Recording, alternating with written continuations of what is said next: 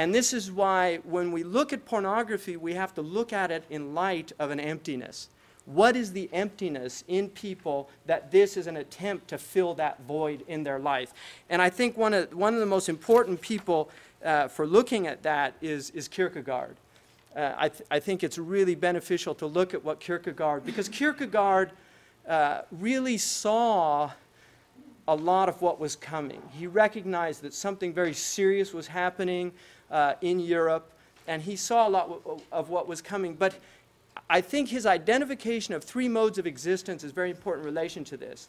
The aesthetic mode, which is basically a hedonistic mode in which people live for pleasure and desire. And one of the things that he says is this is rooted in boredom. And that's why, to me, one of the fascinating things about people that become addicted to pornography is they get bored quickly with softcore. They move to harder core. Some of these people, according to Pamela Paul's book, some of these people end up in pedophilia who had no interest in pedophilia when they entered into pornography. So we can see the mechanism of lust. Now, if we look at lust as a problem, I don't think anybody in the history of the English language has summed up this thing better than Shakespeare in the 129th sonnet, when he said, "The expense of spirit and a waste of shame is lust in action, till action lust." And I think this is the hot state that was mentioned yesterday, where people will literally change their moral views about things in this state. And that's why I don't think that it's hyperbole to say is perjured, murderous, bloody, full of blame. Savage, extreme, rude, cruel, not to trust. Enjoyed no sooner, but despised straight. Past reason hunted, and no sooner had past reason hated as a swallowed bait, on purpose laid to make the taker mad. He doesn't tell us who lays the trap. Mad in pursuit and in possession so, had having and in quest to have extreme, a bliss in proof and proved a very woe, before a joy proposed, behind a dream, and there he means nightmare. All this the world well knows, yet none knows well to shun the heaven that leads men to this hell. And I think if people that are in pornographic addiction or seeking help, they would be the best commentators on what he's talking about, because this really creates a hellish state of the soul. And I don't think we've looked enough at the pain of these people that are dealing with these issues. It's very important. Now, I would argue that moral philosophy has as much to say about this as religious philosophy. And I know that some of the religious people have asked, where is the religious perspective? But I think as religious people in this room, we have to deal with the fact that in many ways religion has failed, because this problem is so widespread because of the failure of religion. Now, it's been said the devil has all the best tunes. And I think there's, in fact, William Booth, the founder of the Salvation Army, I think made that observation. And so his strategy was to use the tunes of the devil in hymnals. That's a little difficult with pornography. The devil has the best images, so what do? Well, part of that is recognizing that there are other types of awakenings. The sexual awakening is only one type of awakening in the human being. And the pleasure awakening, I mean, Kierkegaard says that there's no reason for 9 months of gestation and then several years of nurturing a human being if they're basically going to have the existence of a slug that seeks pleasure and avoids pain.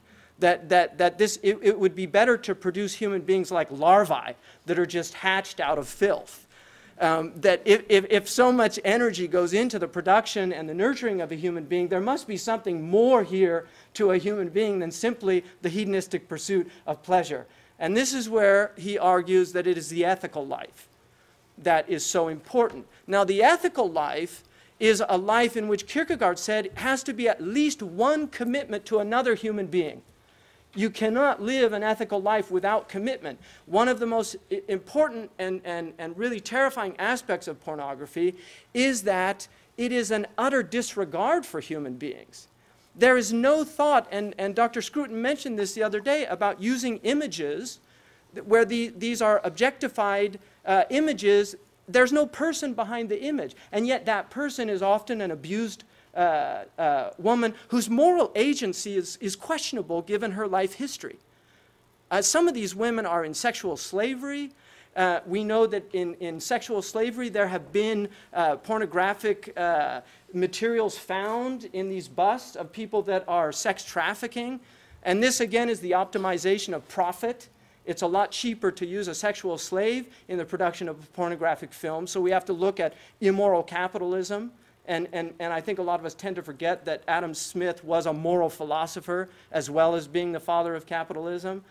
So this type of pursuit of wealth without any morality is a major problem in this issue. But in the Politics, Aristotle says, if he have not virtue, man is the most unholy and the most savage of all animals, and the most full of lust and gluttony. It's interesting that he puts lust and gluttony together, because in the Catholic hierarchy, gula is the substrate of luxuria. You need gula. And I think our obesity problem should be looked into, because when you have an abundance of animal spirits, so people have too many calories.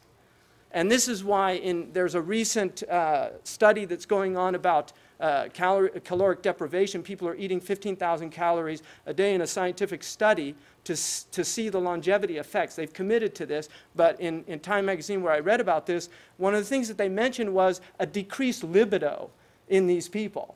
So the relationship between gluttony and lust is a real relationship, and one of the ways that both the church and Catholicism used in addressing this problem was fasting. Literally to deprive oneself of caloric intake. Now, in the Catholic tradition, I think this is very fascinating to me, the deadly sins are sins that kill the life of the soul, leaving the sinner without sanctifying grace. They are not individual actions. These are states of being. So when somebody is inflicted with the deadly sin of lust, they are in a state of lust. When they look at women, they cannot help looking lustfully. Christopher Hitchens is a wonderful example of this when he said in an article in Vanity Fair that it was hard for him to look at the mouth of American women, young American women, without thinking of fellatio. So, I mean, and this is, you can read that on the internet if you're interested in the article, but this is a state of lust. When this is how you are looking at the opposite sex as an end, a means and not an end, a means to your own pleasure and gratification. Now, what's fascinating to me about the Catholic understanding of this is that what is rooted in sinfulness is love. Love is the root of sinfulness, but it is either love perverted, love deficient, or love excessive. The perversion of love is in the cold sins, the 7 deadly sins, that anger is necessary for social justice. Lawyers have to get angry if they're going to do anything about it. And Haley Arcus, I think, can testify to that, and other people that become indignant about things. But when that love for justice becomes perverted into a love for vengeance and revenge, this is where it becomes sinful. Vengeance is mine, saith the Lord. And this is the sinfulness of anger, of ira. You have also the perversion of, to get to the hot sins that are obviously the most interesting to us, you have the perversion of the 3 animal kingdoms. Excessive love, wow, 5 minutes. Okay, man, I'm gonna get to the end. You can read my paper. But let me just finish, chastity, which unfortunately has been conflated with prudery in modern culture. And there is a difference between chastity and prudery. St. Thomas Aquinas says that chastity is the regulation of the sexual urge. And as Joseph Pieper shows, Aquinas was not a prude. Aquinas actually believed that part of the purpose of sexual intimacy was pleasure. He did not see it simply as procreation, which is often a misunderstanding in the Catholic tradition. That the Catholics recognize that sex is also for pleasure, similar to the Judaic and the Islamic view of sexuality. That pleasure is part of the reason why God has given so much pleasure in that intimacy, but that pleasure in a true loving relationship, unlike a lustful relationship, is far more about giving the other pleasure than taking one's pleasure. And anybody that has been in a truly loving and intimate relationship with the opposite sex knows the truth of that statement.